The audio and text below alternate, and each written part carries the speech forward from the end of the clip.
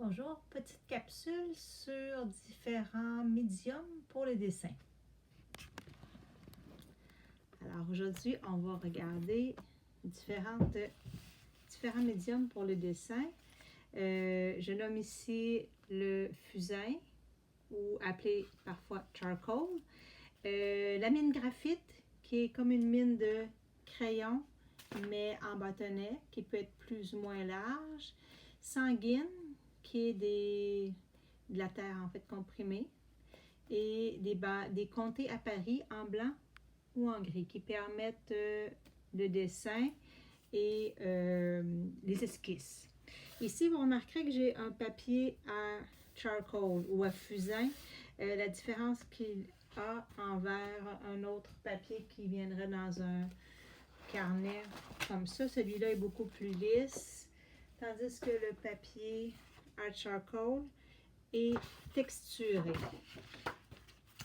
Alors, je ne sais pas si on voit comme il faut, mais il y a une texture dedans qu'on voit, et j'ai déjà fait un trait. Il y a une texture qui fait qu'il accroche la poussière du fusain, parce qu'on s'entend que le fusain, c'est du bois brûlé. OK? Charcoal, quand vous faites un feu, parfois vous allez être chanceux et trouver un petit morceau de bois juste bien brûlé comme ça qui va vous permettre de dessiner. Ce qui n'est pas toujours le cas, mais parfois on est chanceux, on tombe sur un bon morceau. Quand vous achetez le fusain, donc il peut être comprimé comme ça en bâton plus ou moins gros, il peut venir aussi en petites brindilles. Et je dis brindille parce que c'est vraiment une petite branche, une petite brindille qui a été brûlée à perfection et que vous allez utiliser. Finalement, c'est du bois brûlé. On ne le voit pas dans celui-là, mais dans les petites brindilles, à l'intérieur, vous allez voir un petit cercle plus brillant et c'est vraiment la sève, tout simplement, du bois qui a été brûlé. Alors, le fusain, okay, donc, permet des noirs très, très profond, un fini velouté, comme du velours, et une belle opacité et quelque chose de très mat au niveau du résultat. On peut l'utiliser évidemment en aplat quand on a un bâton ou une brindille ou un gros morceau. On peut s'en servir avec les arêtes pour aller chercher des petits détails. Il y a différentes façons donc de l'utiliser. Quand on l'utilise en aplat pour faire un fond comme ça, c'est un petit peu comme le pastel sec, c'est-à-dire qu'on va en appliquer et l'étendre avec le doigt, toujours de préférence. On se souviendra qu'avec le charcoal ou le pastel sec, lorsqu'on utilise le papier mouchoir, on enlève beaucoup plus que ce qu'on applique vraiment. Alors, le doigt reste la bonne option. On peut aussi, si on a besoin de moins salir, toujours se frotter les mains comme ça pour enlever le surplus. Même si le doigt est sale, il ne va pas laisser de traces sur le papier. Donc, je peux continuer. Donc, on peut aller chercher comme ça les petits détails ensuite en utilisant notre charcoal, notre fusain de différentes manière. Fait qu'on s'en sert comme un bâton. On le tient avec le bout des doigts pour laisser une petite partie ressortir. Question de protéger la grande surface de notre bâton. Et ça se vend également en crayon, que je n'ai pas personnellement, mais en crayon comme ça. Et à l'intérieur, au lieu d'être une mine graphite, c'est un morceau de fusain comme ça.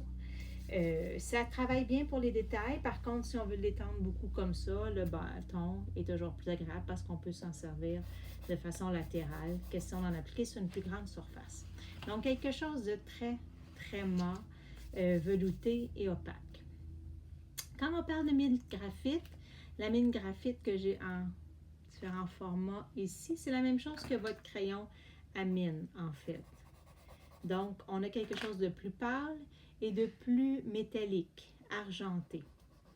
Alors, évidemment, ça s'applique un peu de la même façon puisqu'on a un bâton, mais contrairement au fusain, ça ne s'étend pas aussi bien.